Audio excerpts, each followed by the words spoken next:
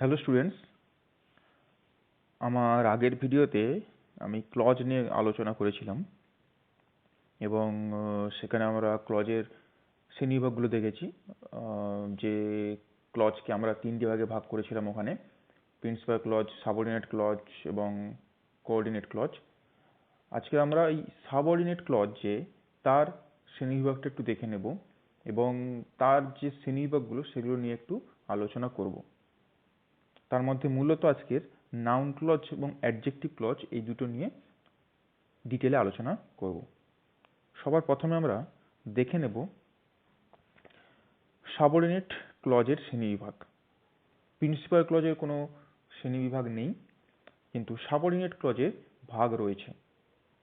Subordinate clause কি?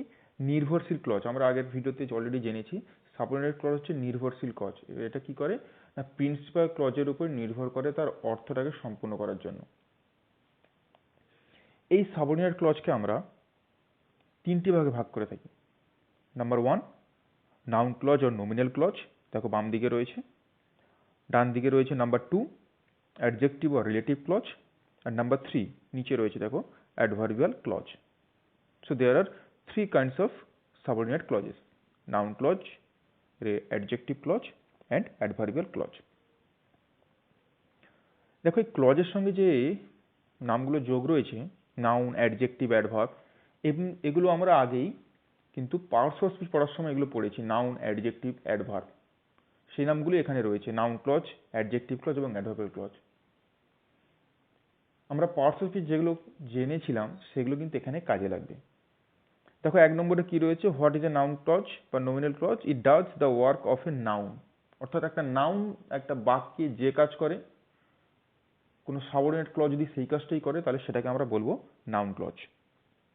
In the same way, number 2 তে দেখো, adjective clause does the work of an adjective. অর্থাৎ একটা অ্যাডজেক্টিভ যে কাজ করে সেটাই যদি কোনো ক্লজ করে, মানে সাবঅর্ডিনেট ক্লজ করে, তাহলে আমরা সেটাকে বলবো অ্যাডজেক্টিভ ক্লজ বা রিলেটিভ ক্লজ। অ্যাডজেক্টিভ কি কাজ করে? পার্টস অফ স্পিচে আমরা জেনেছি যে নাউন বা প্রোনাউনকে কোয়ালিফাই করে অ্যাডজেক্টিভ। অর্থাৎ কোনো ক্লজ যদি সেরকমই নাউন বা প্রোনাউনকে কোয়ালিফাই করে, তাহলে সেটাকে আমরা বলবো adjective clause. In the same way, adverbial clause does the work of an adverb. অর্থাৎ অ্যাডভার্ব যে কাজ করে, অ্যাডভার্ব কি করে? ভার্ব, অ্যাডজেক্টিভ বা অন্য কোনো অ্যাডভার্বকে মডিফাই করে। অর্থাৎ যদি সেই কাজটি কোনো ক্লজ করে, তাহলে আমরা সেই ক্লজটাকে বলবো অ্যাডভার্বিয়াল ক্লজ। এই মোটামুটি একটু ডেফিনেশন রয়েছে। এর মধ্যে আমরা নাউন ক্লজ এবং অ্যাডজেক্টিভ ক্লজ এই দুটো নিয়ে আমরা আজকে আলোচনা করব। এই ভিডিওতে ডিটেলে আলোচনা করব। প্রথমেই দেখা যাক নাউন ক্লজ আর নমিনাল ক্লজ কি রয়েছে। A noun or nominal clause is a subordinate clause. Obviously it's a subordinate clause. Does the work of a noun only. সেটা শুধুমাত্র কার কাজ করে? একটা নাউনের কাজ করে। And is used in the same manner as a noun may be used in a sentence. একটা বাক্যে একটা নাউনকে ঠিক যেভাবে ব্যবহার করা হয়ে থাকে, একটা ক্লজকে যদি আমরা সেইভাবে নাউনের মতো করে ব্যবহার করে থাকি বাক্যে, তাহলে সেটাকে আমরা বলবো নাউন ক্লজ বা নমিনাল ক্লজ। দেখো এক্সাম্পলে দেওয়া রয়েছে, I know that he is ill. আমি জানি, কি জানি? যে সে হয় অসুস্থ।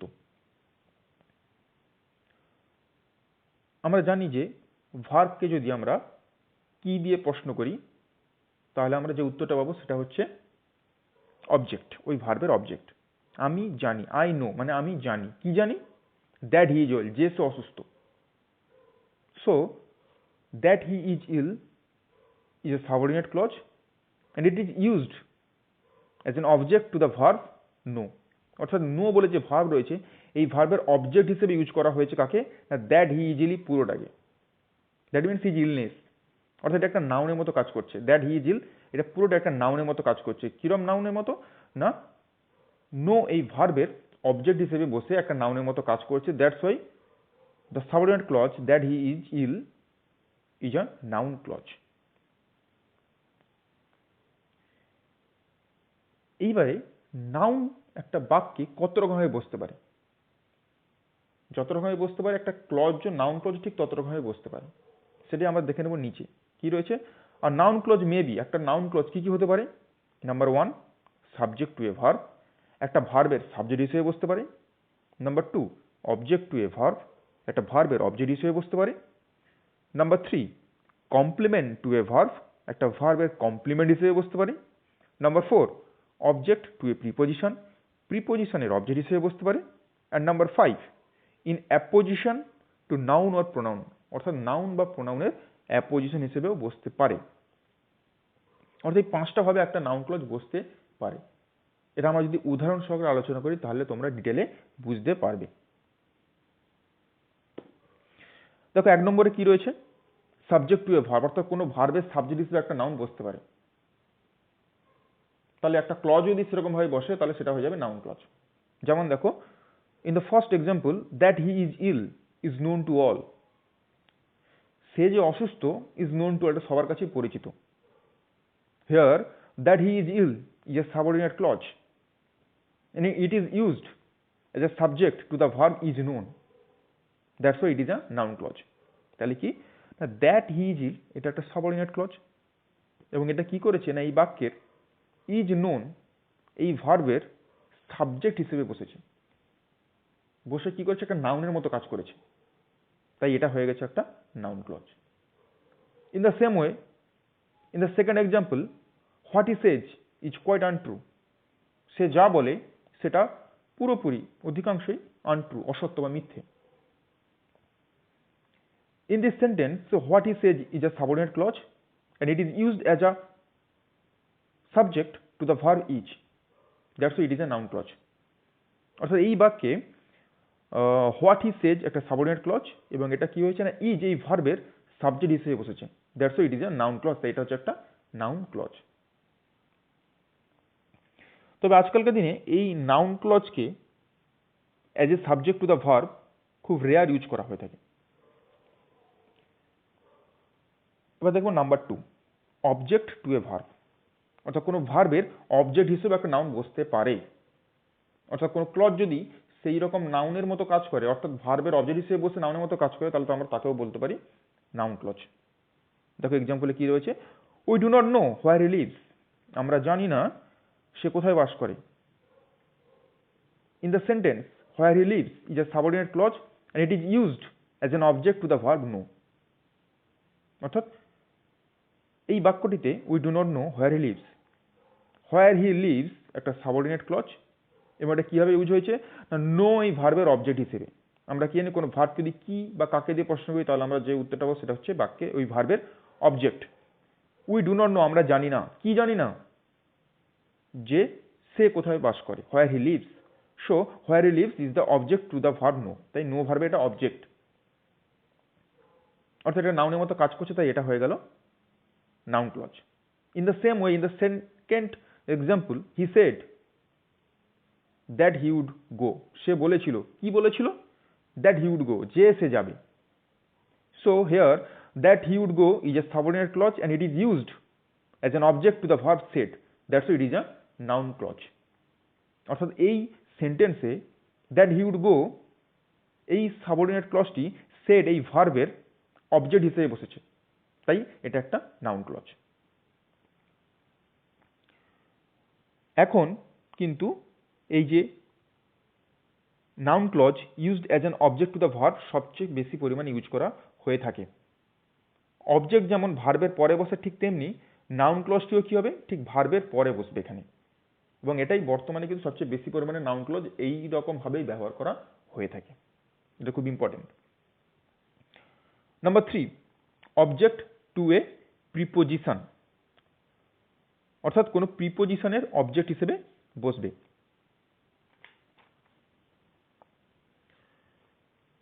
এখানে দেখো এক্সাম্পলে রয়েছে I know nothing of what he will do, আমি জানিই না কি সম্বন্ধে না হোয়াট হি উইল ডু, সে কি করবে। In this sentence what he will do is a subordinate clause and it is used as an object to the preposition of, that's why it is used as a noun and it is a noun clause। তাহলে এই বাক্যে কি হয়েছে না what he will do এই subordinate ক্লজটি ভার্বের সেন্টেন্সের of এই প্রিপোজিশনের অবজেক্ট হিসেবে বসেছে, তাই এটা হয়ে গেছে noun clause. In the same way, in the second sentence it depends on how he behaves, এটা নির্ভর করছে সে কিভাবে ব্যবহার করে বা আচরণ করে। In this sentence how he behaves is a subordinate clause and it is used as an object to the preposition on এই প্রিপোজিশনের অবজেক্ট হিসেবে বসেছে হাউ হি বিহেভস এই সাবঅর্ডিনেট ক্লজটি, তাই এটা হয়ে গেছে নাউন ক্লজ। এখানে কি হয় না, নাউন ক্লজগুলো এখানে অফ, অন, ইন এই ধরনের প্রিপোজিশনগুলো ঠিক পরে বসে। নাম্বার 4 কি রয়েছে, কমপ্লিমেন্ট টু এ ভার্ব, অর্থাৎ কোনো ভার্বের কমপ্লিমেন্ট হিসেবে বসতে পারে। এখন এই কমপ্লিমেন্টটা কি, এটা জানতে গেলে আমাদের কি করতে হবে না, ভার্বের যে একটা ভাগ ছিল ইনট্রানজিটিভ এবং ট্রানজিটিভ, ওটার সঙ্গে জানতে হবে। ইনট্রানজিটিভ ভার্বটা কি না, অকর্মক ক্রিয়া, অর্থাৎ যে সমস্ত ভার্বের কর্ম থাকে না তাদেরকে বলা হয় ইনট্রানজিটিভ ভার্ব। এই ইনট্রানজিটিভ ভার্বের কি হয় বা অকর্মক ক্রিয়াগুলো যখন বাক্যের অর্থ সম্পূর্ণ করার জন্য কর্মরূপে কিছু গ্রহণ করে তখন তাকে বলা হবে কমপ্লিমেন্ট। অর্থাৎ অকর্মক ক্রিয়া, তাই কর্ম দরকার নেই বা কর্ম থাকে না, কিন্তু বাক্যের অর্থটাকে সম্পূর্ণ করতে হবে, তখন কি হয় না, কর্মের মতোই কিছু সে ব্যবহার করে থাকে, সেটাকেই বলা হয় complement. It's not an object, এই ধরনের একে বলা হয় কমপ্লিমেন্ট। যেমন এখানে এক্সাম্পল দেখো, it seems that he will come, এটা মনে হয় সে আসবে। Here that he will come is a subordinate clause and it is used as a complement to the verb seems, অর্থাৎ that he will come এই যে subordinate clause এটা seems এই ভার্বের কমপ্লিমেন্ট হিসেবে ব্যবহার করা হয়েছে, that's why it is a noun clause. In the same way, this is what he says, here what he says is a subordinate clause and it is used as a complement to the verb each ভার্বের complement হিসেবে what is says এই subordinate ক্লজটি বসেছে, সেই এটা হয়েছে noun clause. Number 5, apposition to a noun or pronoun, অর্থাৎ কোনো নাউন বা প্রোনাউনের অ্যাপোজিশন হিসেবে বসতে পারে। অ্যাপোজিশন কি না, পরিবর্তে বসা, অর্থাৎ কোনো নাউন বা প্রোনাউন এবং তার সঙ্গে যে ক্লজটা রয়েছে সেটা একই ব্যক্তি বা বস্তুকে বোঝাচ্ছে, একই, অর্থাৎ ওই নাউনটাও যা ওই ক্লজটাও তা, অর্থাৎ একটার পরিবর্তন আর একটা বসেছে। দেখো এক্সাম্পলে দেখো, your statement that he is dead is not true. Your statement আপনার বা তোমার যে বক্তব্যটা কি না, দ্যাট হি ইজ ডেড যে সে মৃত, ইজ নট ট্রু সত্যি নয়। তাহলে এখানে প্রিন্সিপাল ক্লজ কোনটা না, your statement is not true, আর মাঝখানে দেখো সাবঅর্ডিনেট ক্লজটা রয়েছে দ্যাট হি ইজ ডেড। এখানে ইউর স্টেটমেন্ট তোমার বক্তব্যটাই কি না, দ্যাট হি ইজ ডেড যে সে মৃত, অর্থাৎ সে যে মৃত এটাই হচ্ছে স্টেটমেন্টটাই হচ্ছে দ্যাট হি ইজ ডেড। তাহলে স্টেটমেন্ট যা দ্যাট হি ইজ ডেড একই, যেন স্টেটমেন্টের পরিবর্তে এটা বসেছে, তাই এটা হয়ে গেছে apposition. So in this sentence that he is dead is a subordinate clause and it is used as an apposition to the noun statement. In the same way, it is true that he has come, এটা সত্য যে সে এসেছে। এটা সত্য, কোনটা সত্য না, that he has কাম যে সে এসেছে, অর্থাৎ এই যে ইট প্রোনাউন এবং দ্যাট হি হ্যাজ কাম এই যে ক্লজ সাবঅর্ডিনেট ক্লজ এটা একই, ইটটাই হচ্ছে দ্যাট হি হ্যাজ কাম, তাই এখানে কি হয়েছে না, এটা এর অ্যাপোজিশন হয়েছে। So in this sentence that he has come is a subordinate clause and it is used as an apposition to the pronoun it, that's why it is a noun clause. তাহলে এখানে কিছু that he has কাম এটা একটা subordinate clause এবং এটা ইট এই প্রোনাউনের apposition হিসেবে ব্যবহার হয়েছে, তাই এটা হয়ে গেছে নাউন ক্লজ। এইভাবে মোট 5 ভাবে নাউন ক্লজ বাক্যে ব্যবহার হতে পারে, অর্থাৎ এই 5 ভাবে নাউন একটা বাক্যে বসে, ঠিক একই রকম ভাবে একটা সাবঅর্ডিনেট ক্লজও এই 5 রকম ভাবে বসলে আমরা তাকে বলতে পারবো নাউন ক্লজ। এরপরে চলে যাব অ্যাডজেক্ট, এই মোটামুটি রয়েছে নাউন ক্লজ সম্বন্ধে। এরপরে চলে যাব আমরা অ্যাডজেক্টিভ ক্লজ। দেখো কি রয়েছে, খুবই সোজা জিনিস। Adjective clause does the work of an adjective in a sentence qualifying a noun or a pronoun. আমরা অ্যাডজেক্টিভ সম্বন্ধে আগেই জেনেছি, পার্শ্বশিস পড়ার সময় কি জেনেছি, অ্যাডজেক্টিভ কি করে না কোনো নাউন বা প্রোনাউনের দোষ গুণ অবস্থা পরিমাণ ইত্যাদি বোঝায়। অর্থাৎ কি করে একটা নাউন বা প্রোনাউনকে বাক্যে কোনো নাউন বা প্রোনাউনকে কোয়ালিফাই করে। এখানে ঠিক সেম জিনিসই করছে। Adjective clause does the work of an adjective. একটা অ্যাডজেক্টিভ যে কাজ করে সেই কাজই করে। কি না, ইন আ সেন্টেন্স একটা বাক্যে কোয়ালিফাইং আ নাউন আর প্রোনাউন, একটা নাউন বা প্রোনাউনকে কোয়ালিফাই করে বা তার দোষ গুণ অবস্থা বা ডিফাইন করে থাকে। এবার এই নাউন বা প্রোনাউনটা কোথায় থাকবে না, in another clause chiefly in the principal clause. এটা কি থাকবে না, ওই বাক্যের প্রিন্সিপাল ক্লজ বা অন্য একটা ক্লজে একটা নাউন বা প্রোনাউন থাকবে, সেই নাউন বা প্রোনাউনকে কোয়ালিফাই করে। তাহলে পুরো ডেফিনেশনটা কি হলো না, মূলত প্রিন্সিপাল ক্লজ বা অন্য ক্লজে অবস্থিত কোনো নাউন বা প্রোনাউনকে কোয়ালিফাই করে যে ক্লজ তাকে আমরা বলবো অ্যাডজেক্টিভ ক্লজ। এক্সাম্পলে দেখো, I know the boy who did it. আমি জানি ছেলেটাকে যে এটা করেছিল। I know the boy is the principal clause and who did it is the subordinate clause. I know the boy, আমি ছেলেটাকে চিনি বা জানি। কোন ছেলেটাকে না, who did it, যে এই কাজটা করেছিল বা যে এটা করেছিল। তার এখানে কি হচ্ছে না, বয় নাউন, এই নাউনটাকে কোয়ালিফাই করছে কে, who did it. So in this sentence who did it is a subordinate clause and it qualifies the noun boy in the principal clause। অর্থাৎ প্রিন্সিপাল ক্লজে বয় বলে যে নাউনটা রয়েছে সেই নাউনটাকে কোয়ালিফাই করেছে who did it এই সাবঅর্ডিনেট ক্লজটি। That's why who did it is a subordinate clause। তাই কি হয়ে গেল, who did it একটা subordinate clause, sorry adjective clause.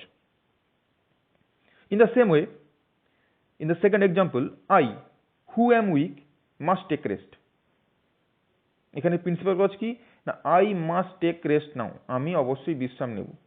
আমিটা কে না, who am weak, যে হয় দুর্বল। So in this sentence who am weak is subordinate clause and it qualifies the pronoun I in the principal clause। Principal ক্লজে যে I প্রোনাউনটা রয়েছে এই প্রোনাউনকে qualify করেছে বা ডিফাইন করেছে, তাই এটা হয়ে গেছে অ্যাডজেক্টিভ ক্লজ। তাহলে এখন দেখতে পাচ্ছি যে নাউন ক্লজে কিন্তু নাউন ক্লজ যেটা ছিল সেই ক্লজের আগে বা পরে কিন্তু কোনো নাউন ছিল না। কিন্তু এখানে কি হচ্ছে না, অ্যাডজেক্টিভ ক্লজের আগে কি হবে, সবসময় একটা নাউন বা প্রোনাউন বসবে, যেই নাউন বা প্রোনাউনকে এই অ্যাডজেক্টিভ ক্লজটা কোয়ালিফাই করবে। এবার প্রশ্ন হচ্ছে, এই যে অ্যাডজেক্টিভ ক্লজ, ওটা তো অ্যাডজেক্টিভ ক্লজ হলো, কিন্তু যে নাউনটাকে ও কোয়ালিফাই করছে সেই নাউনটাকে আমি কি বলবো। তো এখানে আরেকটা টার্ম রয়েছে অ্যাডজেক্টিভ ক্লজে, অ্যান্টিসিডেন্ট। সেটা কি না, অ্যাডজেক্টিভ ক্লজ যে নাউন বা প্রোনাউনকে কোয়ালিফাই করে তাকে অ্যান্টিসিডেন্ট বলা হয়। অর্থাৎ বাক্যে তো অবশ্যই একটা নাউন প্রোনাউনকে থাকতে হবে যাকে ওই অ্যাডজেক্টিভ ক্লজটা কোয়ালিফাই করবে। সেই নাউন বা প্রোনাউনটাকে আমি কি বলবো, নাউন বা প্রোনাউনটাকে বলবো অ্যান্টিসিডেন্ট। দেখো এক্সাম্পলে দেখো, he is the man who did it. In this sentence who did it is a subordinate clause and it qualifies the noun man. Here the man is antecedent। অর্থাৎ এই বাক্যে কি হয়েছে না, হু ডিড ইট এটা সাবঅর্ডিনেট ক্লজ, এটা কি হয়েছে না প্রিন্সিপাল ক্লজে যে ম্যান যে নাউনটা রয়েছে সেই নাউনটাকে কোয়ালিফাই করেছে। তাই এখানে ম্যানটা হচ্ছে অ্যান্টিসিডেন্ট আর হু ডিড ইট এটা হচ্ছে গিয়ে adjective clause. In the same way, in the second example, this is the place where he was born. এটা হচ্ছে সেই জায়গা যেখানে সে জন্মগ্রহণ করেছিল। তাহলে where he was born is a subordinate clause and it qualifies the noun place in the principal clause। অর্থাৎ principal ক্লজে যে প্লেস এই নাউনটি রয়েছে এই নাউনকে কোয়ালিফাই করেছে কে না, where he was born এই সাবঅর্ডিনেট ক্লজটি। That's why the subordinate clause where he was born is an adjective clause। তাই এটা হয়ে গেল একটা অ্যাডজেক্টিভ ক্লজ। আর প্লেস এটিকে আমি বলবো অ্যান্টিসিডেন্ট। এই মোটামুটি রয়েছে অ্যাডজেক্টিভ ক্লজ। তাহলে আমরা কি দেখলাম যে নাউন ক্লজ নাউনের মতো কাজ করছে আর অ্যাডজেক্টিভ ক্লজ অ্যাডজেক্টিভের মতো কাজ করছে। এখানে তোমরা একটা জিনিস জেনে রাখতে হবে যে একই ক্লজ বাক্যে কিন্তু নাউন ক্লজ হিসেবে ব্যবহার হতে পারে, আবার অন্য একটা বাক্যে অ্যাডজেক্টিভ ক্লজ হিসেবে ইউজ হতে পারে, কিন্তু ক্লজটা একই রয়েছে। অর্থাৎ এটা ডিপেন্ড করছে বাক্যটা কিরকম ভাবে ফাংশন করছে। একই ক্লজ যদি একটা বাক্যে নাউনের মতো কাজ করে তাহলে সেটা হবে নাউন ক্লজ, আবার ওই ক্লজটাই যদি অন্য একটা বাক্যে অ্যাডজেক্টিভের মতো ক্লজ করে, অর্থাৎ তার আগে একটা নাউন বসে সেই নাউনটাকে যদি কোয়ালিফাই করে, তাহলে সেই ক্লজটাই হয়ে যাবে অ্যাডজেক্টিভ ক্লজ। এটাও আমরা উদাহরণ সহকারে দেখে নেব। দেখেন আমি দুদিকে দুটো ভাগ করে দিচ্ছি, একদিকে নাউন ক্লজ, একদিকে অ্যাডজেক্টিভ ক্লজ। নাম্বার 1 সেন্টেন্সটাকে দেখো, tell me who did it. আর নাম্বার 3 সেন্টেন্সটাকে দেখো ডান দিকে, I know the boy who did it. দুটো বাক্যেই হু ডিড ইট এই সাবঅর্ডিনেট ক্লজটি রয়েছে। কিন্তু ফার্স্ট সেন্টেন্সে দেখো, টেল মি হু ডিড ইট, আমাকে বলো কে এটা করেছিল। In this sentence who did it is used. কিভাবে ব্যবহার করা হয়েছে এটা? না, it is used as an object to the verb tell. Tell me, আমাকে বলো, কি বলো? না, কে এটা করেছিল। তাহলে এখানে কি হয়েছে, হু ডিড এই সাবঅর্ডিনেট ক্লজটি টেল এই ভার্বের অবজেক্ট হিসেবে বসেছে। That's why it is a noun clause. But in the number 3 sentence, but in the sentence number 3, I know the boy who did it. আমি ছেলেটাকে চিনি যে এই কাজটা করেছিল। I know the boy is a principal clause and who did it is a subordinate clause. Principal ক্লজে যে boy রয়েছে নাউন, এই নাউনটাকে কোয়ালিফাই করেছে হু ডিড ইট এই subordinate ক্লজটি। In this sentence, who did it is a subordinate clause and it qualifies the noun boy in the principal clause. That's why it is an adjective clause. তাই এটা হচ্ছে একটা adjective clause. তাহলে আমরা কি দেখছি না, who did it দুটো বাক্যেই বসেছে, কিন্তু প্রথম বাক্যে বা 1 নম্বর বাক্যে এটা কি হয়েছে না, ভার্বের অবজেক্ট হিসেবে বসেছে, তাই এটা হয়ে গেছে নাউন ক্লজ। কিন্তু 3 নম্বর বাক্যে কি হয়েছে না, who did it এটি বয় এই নাউনটাকে বা অ্যান্টিসিডেন্ট আমরা বলতে পারি, একে কোয়ালিফাই করছে, তাই এটা হয়ে গেছে adjective clause. In the same way number 2 সেন্টেন্সটাকে দেখো, I know why he said so. আমি জানি, কি জানি না, হোয়াই হি সেড সো, সে কেন এটা বলেছিল। So in this sentence why he said so is a subordinate clause and it is used as an object to the verb know. That's why he said so is a noun clause. But in the sentence number 4, I know the reason why he said so. আমি জানি কারণটা কেন সে এটা বলেছিল। In this sentence, why he said so is a subordinate clause and it qualifies the noun reason in the principal clause. Principal clause reason যে নাউনটাকে রয়েছে সেই নাউনটাকে কোয়ালিফাই করেছে হোয়াই হি সেড সো এই সাবঅর্ডিনেট ক্লজটি। That's why why he said so is an adjective clause. তাই এটা হয়ে গেল একটা অ্যাডজেক্টিভ ক্লজ। অর্থাৎ নাউন ক্লজ যেখানে বসবে সেখানে কিন্তু নাউন থাকছে না, কিন্তু অ্যাডজেক্টিভ ক্লজ যেখানেই বসবে সেখানে কিন্তু সবসময় তার আগে একটা নাউন থাকবে বা প্রোনাউন থাকবে, সেই নাউন বা প্রোনাউনকে ওটা কোয়ালিফাই করবে। এইভাবে কিন্তু আমরা নাউন এবং অ্যাডজেক্টিভ ক্লজটাকে ডিফারেন্স করব। আশা করছি তোমাদের নাউন ক্লজ এবং অ্যাডজেক্টিভ ক্লজ সম্বন্ধে একটু ধারণা হয়েছে এবং কিভাবে একটা ক্লজকে আমরা আইডেন্টিফাই করব যে এই ক্লজটি নাউন ক্লজ না অ্যাডজেক্টিভ ক্লজ, সেটাও তোমরা বুঝতে পারবে।